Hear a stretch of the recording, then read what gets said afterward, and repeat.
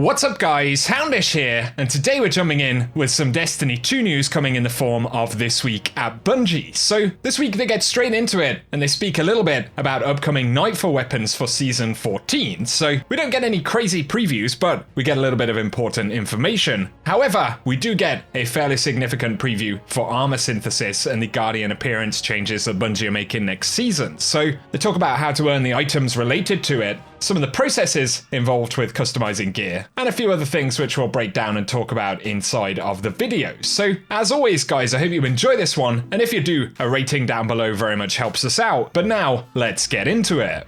First up today, Bungie did say that they've resolved a problem where contender cards were taking up space in player quest inventories, so that one is now fixed. And also in terms of the medal case, there have been quite a few questions about it because it does appear to be a quest essentially with different steps. But just bear in mind if there is any confusion that you essentially fill it up with medals, and then when you turn those medals in, the amount of medals displayed in the medal case will actually go down because despite the way it appears, it isn't a completable quest step in the game, but more of an inventory of the medals that you've earned, until of course you use them when they'll disappear. So hopefully that clarifies that one just a little bit more. Moving on to the TWAB stuff, DMG did say to set expectations, we don't have a VoG date just yet, but it's something we should stay tuned for. Of course, folks have been asking about potential release dates for that raid, with it coming up in Season 14, but they say it's something we'll have to wait a little bit longer until we get more information about. And then moving into the main body of the TWAB for this week, they say, before we talk about juicy details on armor synthesis, we want to give a quick public service announcement about the future of Nightfall Weapons. Next season, 3 new legendary weapons will be added to the Nightfall rotation, which will also receive adept treatment when Grandmasters become available. As such, Palindrome, Shadow Price, and the Swarm will be taking a hiatus for the first half of the season,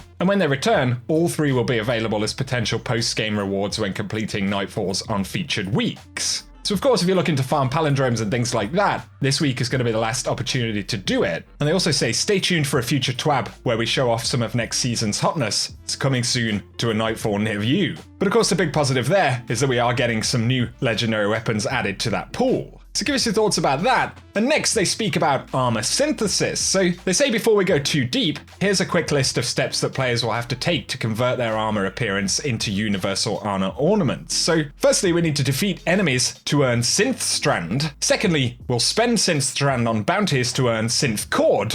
And then we can convert Synth Cord at the loom in the tower into Synth Weave. And finally, use Synth Weave to convert an unlocked armor appearance, of course legendary quality or lower, from collections into a universal ornament. They say after we earn 150 Synth Strand, players will be able to visit ADA-1 in the tower to acquire class-specific bounties, which will reward Synth Cord. And they say there will be 5 categories of armor synthesis bounties: Vanguard, Crucible, Gambit, Destinations, or Raids and Dungeons. So for the Vanguard, you've got things like completing playlist strikes using specific subclasses, as well as accumulating points in Nightfall strikes. There is also capturing zones in Crucible control matches, and completing Crucible matches and defeating opponents using specific damage types as a team. There'll be others to send and defeat blockers in Gambit, as well as defeating Primeval Envoys and high-value targets and Primevals in Gambit. And then for Destinations, defeat Nightmares on any destination or in Nightmare Hunts. Defeat bosses while defending the Blind Well within the Dreaming City. And finally for Raids and Dungeons, completing the final encounter of any raid or dungeon and generating orbs of power in raids or dungeons. They also say if we pick up the wrong bounty, some of the Synth Strands will be refunded if we choose to abandon it, but not the full amount, so think carefully before abandoning. And here we get a bit of a look at the armor customization screen in a bit more depth. And in terms of how many we can earn, they say players may earn up to 10 Synthweave per class per season, except in Season of Redacted, of course Season 14. And to celebrate the introduction of armor synthesis, next season players will be able to earn 10 additional Synthweave per class through the introductory experience. And in total during the season, players may earn up to 20 Synthweave per class, which can either be used to convert 4 full sets to ornaments or 20 specific items. And as a quick example for the hunters out there, that could mean that you can unlock 4 armor pieces, plus 16 individual cloaks to swap between depending on your mood. So it sounds like a pretty interesting process right there. However, they say some exceptions will apply, and universal ornaments may only be applied to legendary armor pieces. Exotic armor pieces can't take the appearance of alternate armor, as we want to maintain their appearance for players to quickly identify. And otherwise there will be exceptions for Year 1 armor ornaments due to technical constraints, but they're currently working on solutions for future seasons, and these exceptions will include Year 1 Vanguard armor ornaments, the same for Crucible, Iron Banner, Faction Rallies, Prestige Raids, and Trials of the Nine. Ornaments can still be applied if the base armor piece is from an activity that the ornament originates. As an example, if a player owns Crucible ornaments from Curse of Osiris, they may be applied to Crucible armor pieces at no cost. However, these ornaments cannot be applied to seasonal armor. So we'll need to bear that in mind, but additionally, all base armor appearances from 2018 and 2019 Solstice of Heroes events will be available for armor synthesis. However, due to an issue where their glows can't be socketed alongside armor appearances in the new Guardian appearance system, the glows will not be supported.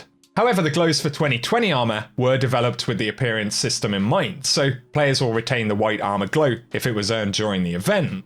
And otherwise, subclass-based glows will continue to function as well.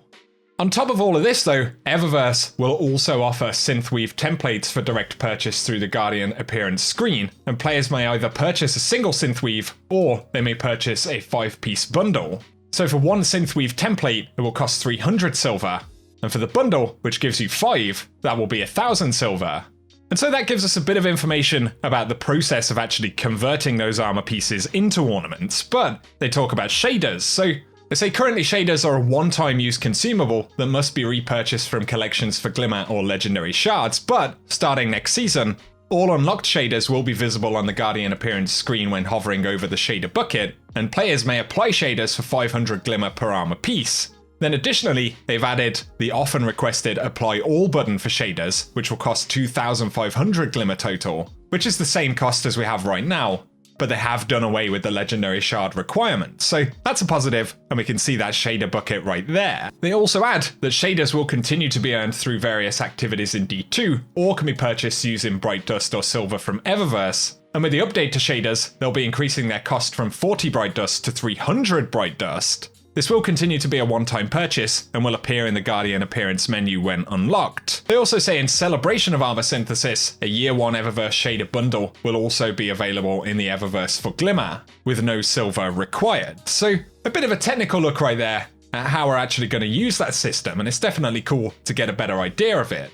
And of course, ADA-1 will be the key vendor related to that system as well. So kind of short and sweet right there in terms of the TWAB, but definitely some positive news. And as always, I'll be curious to get your thoughts about that system and what Bungie have told us down in the comments section below.